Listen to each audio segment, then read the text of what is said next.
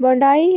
حملہ ساجد اکرم نے انڈین اور بیٹے نے آسٹریلوی پاسپورٹ پر منیلا کا سفر کیا۔ فلپائنی حکام کی تصدیق۔ سڈنی کے مشہور بونڈائی ساحل پر منعقد ہونے والے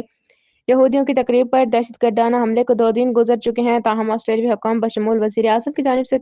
تاحال اس پہیلی کا جواب نہیں دیا گیا کہ حملہ آور باپ اور بیٹے کا تعلق کس ملک سے تھا۔ ان حملہ آوروں کی شناخت 50 سالہ ساجد اکرم اور ان کے 24 سالہ بیٹے نوید اکرم کے نام سے ہوئی ہے۔ پولیس کی جوابی کارروائی کے دوران ساجد جائے وقوع پر ہی مارے گئے تھے، جبکہ نوید کو زخمی حالت میں گرفتار کیا گیا تھا اور ان کی حالت تشویشناک ہے۔ ساجد اور نوید اکرم کی قومیت کے حوالے سے بحث حملے کے فوراً بعد ہی شروع ہو گئی تھی اور منگل کو منیلا میں حکام نے P N P news H D سے بات کرتے ہوئے اس بات کی تصدیق کیا کہ 50 سالہ ساجد اکرم نے حال ہی میں انڈین جبکہ ان کے بیٹے نے آسٹریلوی پاسپورٹ پر فلپائن کا سفر کیا تھا۔ منگل کو ایک پریس کانفرنس میں نیو ساؤتھ ویلز کے پولیس کمشنر میل لیون نے ان دونوں افراد کے فلپائن کے سفر کی تصدیق کرتے ہوئے بتایا تھا کہ اس بات کی تحقیقات کی جا رہی ہے کہ اس دورے کا مقصد کیا تھا اور فلپائن میں انہوں نے کن مقامات کا دورہ کیا۔